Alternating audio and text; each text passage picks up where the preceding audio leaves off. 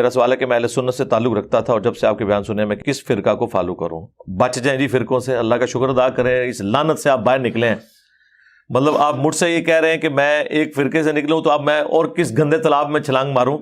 مرزا جہلمی کی طرف سے قرآن و سنت میں مانوی تعریفات کا سلسلہ جاری و ساری ہے، اور کتاب و سنت کے حوالے سے مرزا جہلمی کس قدر مغالطات اور کذبات کا سہارا لے کے سیدھے سادھے مسلمانوں کے عقائد و نظریات کو خراب کر رہا ہے، یہ سلسلہ ابھی تک مرزا کا جاری ہے، اور بحمد اللہ ہماری طرف سے مرزا کا علمی تعاقب بھی جاری ہے، اور انشاءاللہ تعالی یہ علمی تعاقب جاری رہے گا۔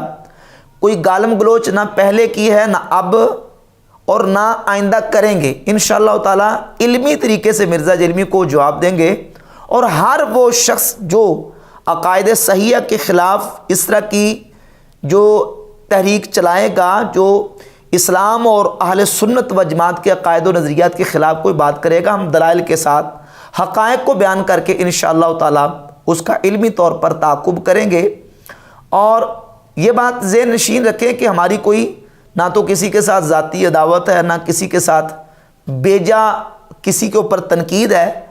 جو ہمارا فرض منصبی ہے علم کے تقاضوں کی روشنی میں، چونکہ بحمد تعالیٰ ہم نے پڑھا رہے ہیں، اور اس وقت دین کے ساتھ ہمارا جو تعلق ہے باقاعدہ طور پہ جو نا وہ بحمد تعالیٰ ہم نے دین کو پڑھا ہے، تو ہمارا فرض منصبی ہے کہ ہم ہر ایسے شخص کے افکار و نظریات جو مسلمانوں کو خراب کر رہا ہے، اس کے افکار و نظریات کو لوگوں کے سامنے ایکسپوز کریں، اور دلائل کے ساتھ جو ہے وہ حقائق کو واضح کریں۔ مرزا جہلمی بہت سارے مقامات پہ اس طرح کی باتیں کرتا ہے کہ جو بالکل صراحت اور وضاحت کے ساتھ واضح طور پر عقائد حقہ کے خلاف ہوتی ہیں۔ ابھی اس نے ایک کلپ اپلوڈ کیا ہے جس میں ایک نوجوان لڑکے نے سوال کیا کہ میں اہل سنت و جماعت تھا، اور پھر میں نے اہل سنت و جماعت کو چھوڑ دیا ہے، اور اب مجھے بتائیں، چونکہ میں نے آپ کے بیانات سن کے اہل سنت کو چھوڑا ہے، تو اس لیے مجھے بتائیں کہ اب میں کس فرقے میں جاؤں۔ ویسے تو پراپوگنڈا یہ کرتا ہے کہ نہیں یہ دیوبندی، بریلوی، وہابی یہ فرقے ہیں، تو اب یہ مرزا جہلمی کا اصل ہدف یہ نہیں ہے کہ دیوبندی، وہابی، بریلوی، یہ ہدف نہیں ہے۔ اصل ہدف پیچھے تک اس کا ہے کہ جو مسلمانوں کے اجماعی اور اتفاقی عقائد صحابہ اکرام رضی اللہ تعالیٰ عنہم سے چلے آ رہے ہیں، ان کے اوپر تنقید کرنا مقصود ہے۔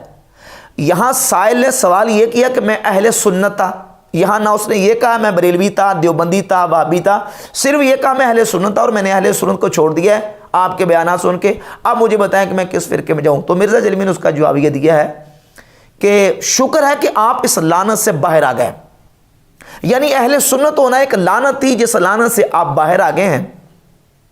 اب سوال یہ پیدا ہوتا ہے کہ کیا اہل سنت ہونا نعوذ باللہ تعالی لعنت ہے؟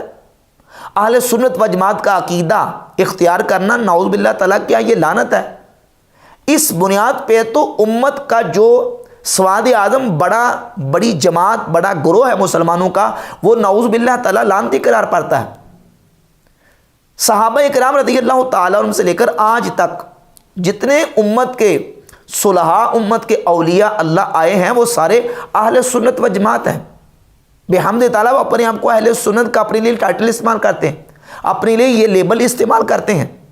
دین کے اعتبار سے جب ہم بات کرتے ہیں تو دین کے اعتبار سے ہم مسلم ہیں، ہمارا نام مسلم ہے، مسلمان ہیں، لیکن جب عقائد صحیحہ کے اعتبار سے ہم بات کرتے ہیں گمراہ فرقوں کے مقابلے میں، تو گمراہ فرقوں کے مقابلے میں خوارج، روافض، مرجیہ، مشبہہ، معتزلہ، مجسمہ، جہمیہ، قدریہ، جبریہ، ان تمام گمراہ فرقوں کے مقابلے میں صحابہ اکرام رضی اللہ تعالیٰ عنہم سے لے کر آج تک مسلمانوں کا جو بڑی جماعت اور جو عقیدہ چلا آ رہا ہے، اس کے لیے یہ ٹائٹل استعمال ہوتا ہے۔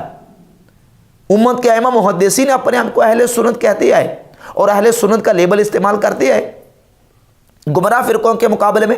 صحیح مسلم کے اندر امام مسلم رحمۃ اللہ علیہ نے مقدمہ میں روایت نمبر 27 ذکر کی، امام محمد بن سیرین رحمۃ اللہ علیہ تابعین میں سے ہیں، کیونکہ سیدنا انس بن مالک اور حضرت ابو ہریرہ رضی اللہ تعالی عنہما کے شاگرد ہیں۔ وہ فرماتے ہیں، صحیح مسلم کی حدیث نمبر 27 ہے مقدمہ کے اندر، فرماتے ہیں کہ جب شروع میں راوی روایت بیان کرتا تھا تو اس سے سوال نہیں ہوتا تھا کہ تمہیں یہ جو روایت بیان کی ہے اس کے راویوں کا تذکرہ سنا اور کون تھے، ان کا جو سٹیٹس ہے، ان کا جو درجہ ہے، مرتبہ، ان کی حالت بیان کرو، یہ سوال نہیں ہوتا تھا۔ لما وقعت الفتنۃ قالوا سموا لنا رجالکم، اور جب فتنہ واقع ہو گیا، امت کے اندر افتراق و انتشار اور فرقے بننے شروع ہو گئے، فتنہ واقع ہوا، قالوا سموا لنا رجالکم، تو انہوں نے کہا کہ اپنے رجال کا ذکر سناؤ، ان کا نام بتاؤ کہ کس نے تمہیں بیان کیا ہے۔ فَيُنظَرُ إِلَىٰ أَهْلِ السُّنَّةِ فَيُؤْخَذُ حَدِيثُهُمْ، پس دیکھا جاتا اہل سنت کی طرف کہ وہ اہل سنت ہے تو اس کی حدیث کو قبول کر لیا جاتا، اور اگر وہ اہل سنت نہ ہوتا، کسی گمراہ عقیدے سے، بدعتی عقیدے سے تعلق رکھتا ہوتا تو اس کی حدیث کو قبول نہیں کرتے تھے۔ یہاں امام محمد بن سیرین رحمۃ اللہ تابعی فرما رہے ہیں يُنظَرُ إِلَىٰ أَهْلِ السُّنَّةِ، اہل سنت کی طرف دیکھا جاتا، یہ نہیں دیکھا جاتا یہ راوی اہل سنت ہے، یہ خارجی تو نہیں ہے، رافضی تو نہیں ہے، یہ کسی گمراہ فرقے سے تعلق تو نہیں رکھتا، یہ نہیں کہ يُنظَرُ إِلَىٰ أَهْلِ الْكَلِمَاتِ فَيُؤْخَذُ حَدِيثُهُمْ، دیکھا جاتا کلمہ پڑھتا ہے تو حدیث نہیں، کہا يُنظَرُ إِلَىٰ أَهْلِ السُّنَّةِ، یہ دیکھا جاتا کہ اہل سنت ہے تو اس کی حدیث کو قبول کرتے تھے، اور اگر اہل سنت نہیں ہوتا تھا تو اس کی حدیث کو قبول نہیں کرتے تھے۔ اہل سنت ایک عقیدے کا نام ہے، جو عقیدہ صحابہ اکرام سے لے کر تابعین پر، اتباع تابعین پر، ائمہ مجتہدین اور آج تک امت کے اولیاء صلحاء سے چلتا ہوا ہم تک بحمد تعالیٰ پہنچا ہے۔ یہ اہل سنت عقیدے کا نام ہے، جس عقیدے پر ائمہ دین محدثین نے مکمل مستقل کتابیں لکھی ہیں۔ یہ امام ابو بکر احمد ابن الحسین البہقی رحمہ اللہ، المتوفیٰ 458 ہجری کی کتاب ہے الاعتقاد والہدایۃ الی سبیل الرشاد علی مذہب سلف اہل سنت والجماعہ، اہل سنت و جماعت کے عقیدے اور مذہب کے اوپر انہوں نے پوری مستقل کتاب لکھی الاعتقاد۔ یہ شرح اصول اعتقاد اہل سنت، حافظ ہبۃ اللہ لالکائی المتوفیٰ 418 ہجری کی کتاب ہے شرح اصول اعتقاد اہل سنت والجماعہ، اہل سنت و جماعت کے اوپر تو مستقل عقائد پر کتابیں محدثین نے لکھی، اور یہ مرزا جلمی خود اپنے لیے بھی یہ ٹائٹل استعمال کرتا ہے۔ اس کے ریسرچ پیپرز دیکھ لیں، ان ریسرچ پیپرز کے نیچے اس نے باقاعدہ نام لکھا ہوا ہے من جانب نوجوانان اہل سنت، یعنی اہل سنت و جماعت کا ٹائٹل استعمال کرتا ہے۔ اگر اہل سنت اپنے آپ کو کہنا یہ لعنتی ہونا ہے، اور تم یہ کہہ رہے کہ شکر ہے تم اس لعنت سے باہر آ گئے، تو اس لعنت سے نعوذ باللہ تعالیٰ بقول شما تم کس وقت جو نا وہ باہر آؤ گے؟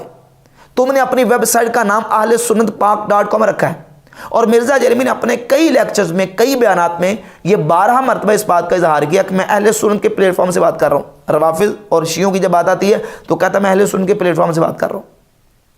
تو یہ اس طرح کی حرزہ سرائی مرزا جلمی کی طرف سے اہل سنت و جماعت کے خلاف ہوتی رہتی ہے، اور اسی گفتگو کے دوران مرزا جلمی نے افتراق امت والی حدیث کے اوپر کلام کیا۔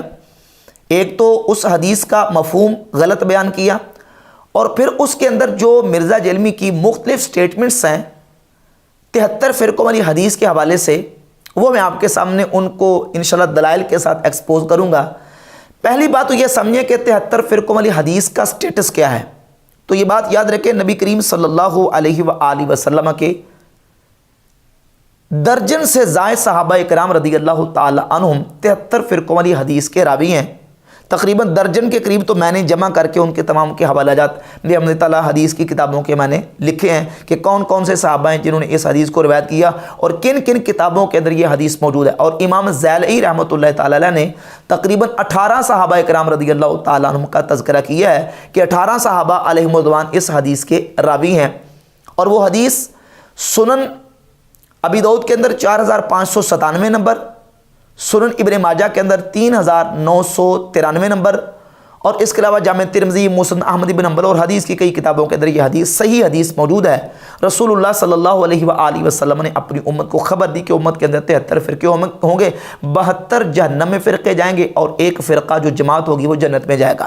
یہ حدیث کا خلاصہ میں نے آپ کے سامنے پیش کر دیا۔ اب اس حدیث کے اندر پہلے تو مرزا جلمی نے یہ کہا کہ اس حدیث کے اندر ایک خبر ہے کہ ایسے ہوگا، خبر دی گئی ہے، جیسے خبر یہ دی گئی ہے کہ قرب قیامت خواتین عورتیں وہ اس طرح کا لباس پہننے کی کہ لباس پہننے کے باوجود ننگی ہوں گی، یعنی اتنا چست یا اتنا باریک لباس ہوگا کہ وہ پہننے کے باوجود ننگی ہوں گی۔ تو جس طرح اس حدیث میں خبر دی گئی ہے، لہذا اس حدیث میں بھی خبر دی گئی ہے کہ ایسے ہوگا، جیسے اس حدیث میں اس بات کا حکم نہیں ہے کہ تم عورتوں کو اس طرح لباس پہنانا، تو اسی طرح اس حدیث میں بھی حکم نہیں ہے کہ تم نے فرقے نہیں بننے اور تم نے ان 73 فرقوں میں سے کسی کا حصہ نہیں بننا. فرقوں والے معاملے میں خبر ہے کہ تم نے اس سسٹم کا حصہ نہیں بننا. یہ اسٹیٹمنٹ ہے مرزا جلمی کی پہلے. اور پھر اس میں کچھ دن مہینے پہلے اس نے ایک بیان دیا, اس میں یہ کہا کہ جو 73 فرقے ہیں نا, اس میں جو جنتی فرقہ جنت میں جائے گا نا, جنتی گروہ, اس میں حدیث میں گروہ کا ہے, گروہ کا لفظ ہے کہ گروہ ہوگا, اس میں فرقے کا لفظ نہیں ہے. اور آپ فرمائیں ایک گروہ حق میں ہوگا, فرقہ نہیں, گروہ, گروہ کا لفظ ہے. تو میں نے اس پر مرزا جرمی کا مواخذہ کیا کہ تم یہ بات جس طرح کر رہے ہو, تمہاری یہ جو نا وہ عربی زبان سے جہالت ہے, عربی لینگویج سے تم جاہل ہو, کیونکہ گروہ کا لفظ تو عربی میں استعمال ہی نہیں ہوتا. عربی میں وہاں جو لفظ ہے وہ کون سا لفظ ہے, تم بتا دو کس حدیث کے اندر لفظ کیا, اور میں آپ کے سامنے رکھتا ہوں کہ حدیث کے اندر الفاظ کیا ہیں, پھر انشاءاللہ اس پر بات کریں گے. اور پھر اب یہ کہتا ہے جی کہ میرا چیلنج ہے, کہتا ہے کہ کسی ایک حدیث میں بھی یہ نہیں ہے کہ وہ جو جنت میں گروہ جائے گا وہ فرقہ ہوگا.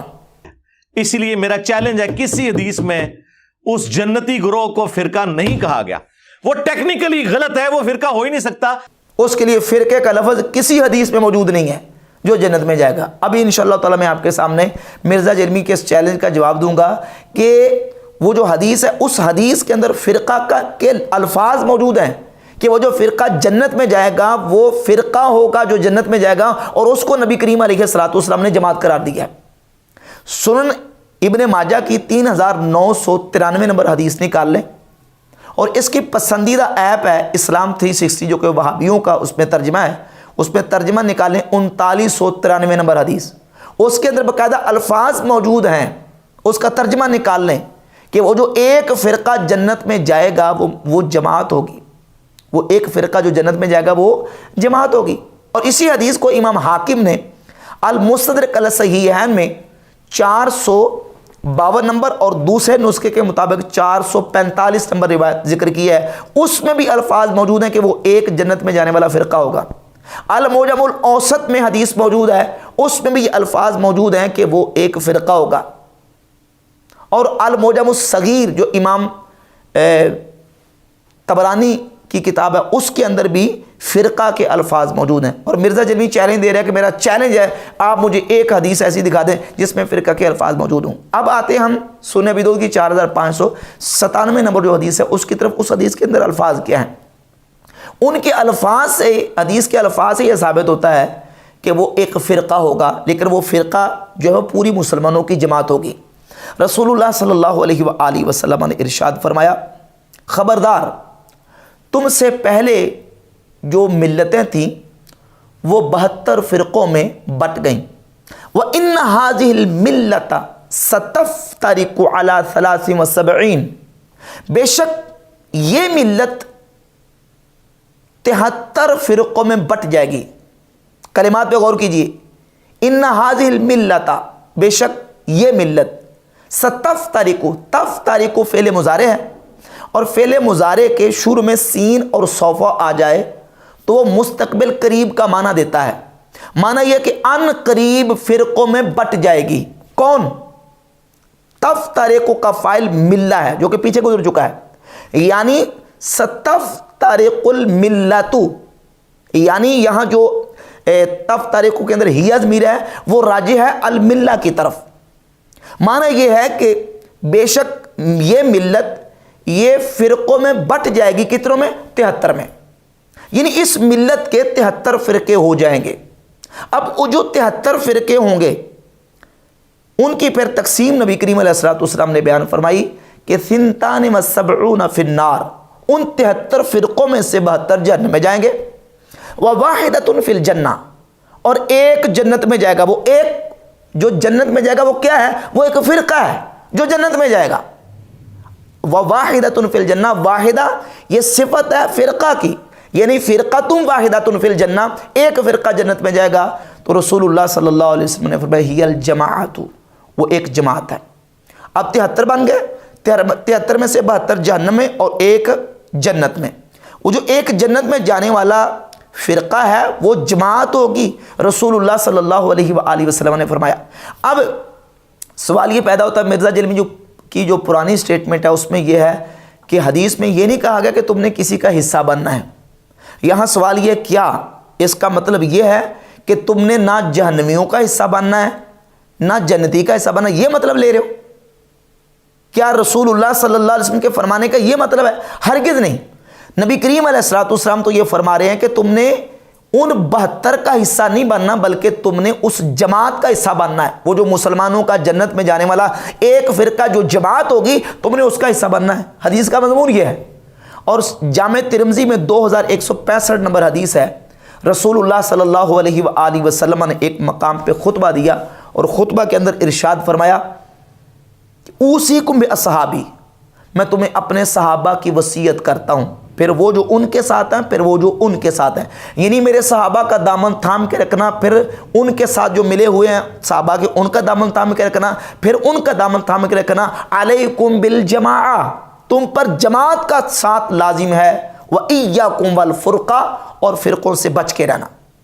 یعنی جماعت کے مقابلے میں جو فرقے ہیں، جو جماعت کو چھوڑ کے الگ ہوں گے، ان فرقوں سے تم نے بچنا ہے. اور اہل سنت و جماعت بحمد تعالیٰ مسلمانوں کی وہ جماعت، یعنی ان 73 میں سے وہ فرقہ ہے جو جماعت ہے، مسلمانوں کی بڑی جماعت، سواد اعظم، جو صحابہ سے لے کر آج تک امت کے علماء، محدثین، ائمہ، فقہا اور امت کے نیک اور صلحاء اور اولیاء اللہ اسی جماعت میں چلے آ رہے ہیں. اس کے دامن کو تھامنے کا رسول اللہ صلی اللہ علیہ وآلہ وسلم نے حکم دیا. باقی سورہ آل عمران کی جو آیت ہے وَاعْتَصِمُوا بِحَبْلِ اللَّهِ جَمِيعًا وَلَا تَفَرَّقُوا، اس آیت کا معنی بھی بالکل واضح ہے کہ رسول اللہ صلی اللہ علیہ وآلہ وسلم نے جو امت کو حکم دیا. جامع ترمذی کی 2165 نمبر حدیث ہے کہ جماعت کے ساتھ رہنا اور فرقوں سے بچنا. اور قرآن میں اللہ فرماتا ہے کہ حبل اللہ کو مضبوطی سے تھام لو اور وَلَا تَفَرَّقُوا، اور فرقوں میں مت بٹ جانا. اب یہاں جو آیت ہے اس کا مطلب سمجھنا پڑے گا. اس آیت کا مفہوم کیا ہے؟ فرقوں کے مقابلے میں حبل اللہ ہے، اور فرقوں کے مقابلے میں حبل اللہ ہے تو معنی کیا بنے گا؟ مسلمانوں کی اجتماعیت، مسلمانوں کا اتفاق. اور اس آیت کی تفسیر سیدنا عبداللہ ابن مسعود رضی اللہ تعالیٰ عنہ نے کی ہے. امام طبری نے اپنی کتاب تفسیر طبری کے اندر اسی آیت کی تفسیر میں سیدنا عبداللہ ابن مسعود رضی اللہ تعالیٰ عنہ سے نقل کیا ہے کہ عبداللہ ابن مسعود رضی اللہ تعالیٰ عنہ فرماتے ہیں کہ حبل اللہ سے مراد مسلمانوں کی جماعت ہے، مسلمانوں کی جو جماعت ہے اس کو تھام لینا. اب مضمون کے اعتبار سے دیکھا جائے، حبل اللہ سے مراد قرآن لیا جائے یا حبل اللہ سے مراد جماعت لی جائے؟ اگر مراد قرآن لینا ہے تو قرآن کا معنی مفہوم بھی وہی لے گے جو مسلمانوں کی جماعت نے لیا ہے، جس پر مسلمانوں کی اجتماعیت چلی آ رہی ہے، مسلمانوں کا جس پر اتفاق چلا آ رہا ہے. ورنہ آپ دیکھیں خوارج کی علامات اور نشانیاں نبی کریم علیہ الصلوۃ والسلام نے بیان فرمائی ہیں کہ خوارج قرآن پڑھیں گے، یقرؤون القرآن لا یجاوز حناجرہم، صحیح بخاری میں 6930، 31، 32، 33، 34، اور صحیح مسلم میں 2449 سے لے کر 2470 تک یہ مسلسل احادیث موجود ہے کہ نبی پاک علیہ الصلوۃ والسلام نے خوارج کی نشانیاں اور علامات بیان کی ہیں. وہ قرآن پڑھیں گے لیکن قرآن ان کے حلق سے نیچے نہیں جائے گا. قرآن کو بڑا تر و تازہ انداز میں بڑی زبان میں موڑ موڑ کے پڑھیں گے لیکن قرآن ان کے حلق سے نیچے نہیں جائے گا. قرآن تو پڑھ رہے ہیں لیکن قرآن کا جو مفہوم اور مراد ہے وہ نہیں لے رہے جو نبی کریم علیہ الصلوۃ والسلام کے صحابہ نے لی، جو امت کا جس پر اجماع اور اتفاق چلا رہا ہے. تو بات آ کے پھر وہاں آ جائے گی صحابہ، تابعین، اتباع تابعین، امت کی جو اجتماعیت چلی آ رہی ہے اس کو چھوڑ کے اگر کوئی الگ ہوگا تو وہ فرقہ ہے، اور وہ فرقہ ناری ہے. اور مسلمانوں کا جو بڑا فرقہ، بڑی جماعت ہے جس کو جماعت کہا گیا ہے، وہ اہل سنت و جماعت بحمد تعالیٰ شروع سے لے کر آج تک وہ سلسلہ اہل سنت و جماعت کا بحمد تعالیٰ جاری و ساری ہے. اور پھر اس حدیث کو چھوڑ کے مرزا نے دیگر روایات کی طرف چلا گیا، حالانکہ اس حدیث کے اندر باقاعدہ لفظ موجود ہے کہ وہ مسلمانوں کی جماعت ہوگی، اس میں جماعت کے لفظ موجود ہیں. اب کہتے ہیں وہ جو ایک جنت میں جائے گا نا، وہ گروہ فرقہ نہیں ہوگا. سنیے ذرا، وہ گروہ فرقہ نہیں ہوگا. سوال یہ کہ گروہ کس کا ترجمہ ہے؟ فرقہ ہی کا ترجمہ ہے گروہ. وہ فرقہ نہیں ہوگا یہ کہنا چاہ رہے ہو، جبکہ حدیث کے اندر 70 طریقوں کی الفاظ موجود ہیں کہ ان قریب یہ ملت، یہ امت جو ہے وہ 73 فرقوں میں تقسیم ہو جائے گی. کہتا ہے یہ وہ گروہ جو ہے نا وہ فرقہ نہیں ہوگا، وہ طائفہ ہوگا. اور وہ طائفہ صحیح بخاری میں امام بخاری نے کہہ دیا کہ وہ اہل علم کا طائفہ ہے. اچھا چلیے آگے چلتے ہیں. صحیح بخاری کا حوالہ میں اس کے سامنے رکھ دیتا ہوں. 3641 نمبر حدیث نکالیں آپ مرزا کی پسندیدہ ایپ اسلام 360 سے. 3641 نمبر حدیث کے اندر اسی جو طائفہ ہے، طائفہ منصورہ، اس کے بارے میں تفسیر موجود ہے. نبی کریم علیہ الصلوۃ والسلام کی حدیث ہے کہ میری امت کا ایک گروہ ہمیشہ حق پہ قائم رہے گا، کوئی نقصان پہنچانے والا اسے نقصان نہیں پہنچا سکے گا. اب یہ جو گروہ ہے یہ کہاں ہوگا؟ سیدنا معاذ بن جبل رضی اللہ تعالیٰ عنہ صحابی رسول فرماتے ہیں، مالک بن یخامر تابعی روایت کر رہے ہیں کہ معاذ بن جبل رضی اللہ تعالیٰ عنہ نے فرمایا کہ یہ جو گروہ ہے مسلمانوں کا جو حق پہ ہمیشہ قائم رہے گا، یہ شام میں ہوگا. اس کا مطلب یہ ہے کہ مسلمانوں کی وہ جو جماعت ہے، جو ناجی گروہ اور جنت میں جانے والا فرقہ یا جماعت ہے، وہ صرف شام میں ہوگی، وہ شام میں ہوگی. اور باقی پوری دنیا میں جہاں مسلمان آباد ہیں وہ جنت میں نہیں جائیں گے. وہ جو حدیث 73 فرقوں والی ہے اس کے اندر تو الفاظ موجود ہیں کہ وہ مسلمانوں کی جماعت ہوگی، اور بحمد تعالیٰ وہ جماعت جو ہے وہ اہل سنت و جماعت ہے. اور پھر مرزا جہلمی نے اس حوالے سے ایک اور بات کی کہ یہ حوالہ دیتے ہیں قرآن مجید کی آیت کا، اہدنا الصراط المستقیم صراط الذین انعمت علیہم، اور انعمت علیہم کہہ کے تو اپنے بزرگ بابوں کو اس میں شامل کر لیتے ہیں. اس کے پیچھے نہیں پڑھتے کہ پیچھے کیا لکھا ہے، پیچھے لکھا ہے اہدنا الصراط المستقیم، یا اللہ میں سیدھا رستہ دکھا. اور سیدھا رستہ قرآن نے بتا دیا وَأَنَّ هَذَا صِرَاطِي مُسْتَقِيمًا، کہ نبی کریم علیہ الصلوۃ والسلام کا رستہ یہ سیدھا رستہ ہے، یہ صراط مستقیم ہے. تو معلوم ہوا کہ صراط مستقیم نبی علیہ السلام کا رستہ ہے، یہ اپنے بزرگ بابوں کے رستے بتا رہے ہوتے ہیں. حالانکہ اس سے کوئی مسلمان اس کا انکار نہیں کر سکتا کہ نبی کریم علیہ الصلوۃ والسلام کا رستہ صراط مستقیم ہے. لیکن یہاں حصر نہیں ہے، قرآن کی پوری آیت کا ترجمہ اور مفہوم سمجھیں، پڑھیں. نبیوں کا رستہ، نبی کریم علیہ الصلوۃ والسلام کا رستہ، قرآن کہتا ہے صراط الذین انعمت علیہم. یہاں سیغے جمع کے استعمال ہوئے، الذین جمع کا سیغہ، انعمت علیہم ہم ضمیر جمع کی ضمیر ہے. بندہ دعا کرتا ہے یا اللہ ہمیں سیدھے رستے پر چلا، ان لوگوں کے رستے پر چلا جن پر تیرا انعام ہوا. اور انعام صرف نبیوں پر نہیں ہوا، اللہ رب العزت کا انعام نبیوں پر بھی ہوا. اور سورۃ النساء ہی کے اندر اللہ رب العزت نے فرمایا انعم اللہ علیہم من النبیین والصدیقین والشہداء والصالحین. نبیوں پر بھی انعام ہے، صدیقوں پر بھی انعام ہے، شہیدوں پر بھی انعام ہے، اور صالحین پر بھی انعام ہے. لہذا صراط مستقیم صرف نبیوں کے ساتھ خاص نہیں، نبیوں کا رستہ بھی صراط مستقیم ہے، شہیدوں کا رستہ سے صدیقوں کا رستہ بھی صراط مستقیم ہے، شہیدوں کا رستہ بھی صراط مستقیم ہے، اور صالحین کا رستہ بھی صراط مستقیم ہے. قرآن مجید نے تو انعام یافتہ لوگوں کی پوری فہرست بیان کی ہے، اور مرزا صرف اسی آیت کو لے کے بس اسی پر اکتفا کرتا ہے. اور سورۃ النساء میں اللہ رب العزت ارشاد فرماتا ہے وَمَن يُشَاقِقِ الرَّسُولَ مِن بَعْدِ مَا تَبَيَّنَ لَهُ الْهُدَىٰ وَيَتَّبِعْ غَيْرَ سَبِيلِ الْمُؤْمِنِينَ نُوَلِّهِ مَا تَوَلَّىٰ وَنُصْلِهِ جَهَنَّمَ وَسَاءَتْ مَصِيرًا. اور جو ہدایت کا رستہ واضح ہو جانے کے بعد رسول کی مخالفت کرے اور کیا کرے، وَيَتَّبِعْ غَيْرَ سَبِيلِ الْمُؤْمِنِينَ، اور ایمان والوں کے رستے کو چھوڑ کر کسی اور رستے کی پیروی کریے، اللہ فرماتا ہے ہم اسے جہنم میں پھینکیں گے جو ایمان والوں کے رستے کو چھوڑے گا. تو ایمان والوں کا رستہ بھی صراط مستقیم ہے. اسی آیت سے ائمہ مجتہدین نے اجماع کی حجیت کی دلیل پکڑی ہے کہ یہ آیت اجماع امت کے حجت ہونے کی دلیل ہے. قرآن، سنت اور امت کا اجماع اور احادیث مبارکہ اس پر موجود ہیں کہ نبی پاک صلی اللہ علیہ وآلہ وسلم نے فرمایا میری امت جو ہے وہ گمراہی پہ جمع نہیں ہوگی. المصدق علی صحیحین اور دیگر کتب احادیث میں احادیث موجود ہے. تو امت کا اجماع، امت کا اتفاق، جس پر امت کا اجماع اور اتفاق چلا آ رہا ہے وہ بھی صراط مستقیم ہے. جامع ترمذی کے 2665 نمبر حدیث میں نبی پاک صلی اللہ علیہ وآلہ وسلم نے واضح طور پر فرما دیا اوصیکم باصحابی، میں تمہیں اپنے صحابہ کی وصیت کرتا ہوں، یعنی میرے صحابہ کا دامن تھام کے رکھنا، پھر وہ جو ان کے ساتھ ملے ہوئے ہیں، پھر وہ جو ان کے ساتھ ملے ہوئے ہیں. علیکم بالجماعہ وایاکم والفرقہ، تمہارے اوپر جماعت کا ساتھ لازم ہے اور فرقوں سے بچ کے رہنا. وہ فرقے یعنی مراد یہاں جو جماعت کے انگیسٹ ہے، جو جماعت کے خلاف ہے، جو جماعت سے بالکل ہٹ کر ہیں، ان فرقوں سے بچنے کا حکم ہے. جو مسلمانوں کی بڑی جماعت ہے اس کا دامن تھامنے کا رسول اللہ صلی اللہ علیہ وآلہ وسلم نے حکم ارشاد فرمایا.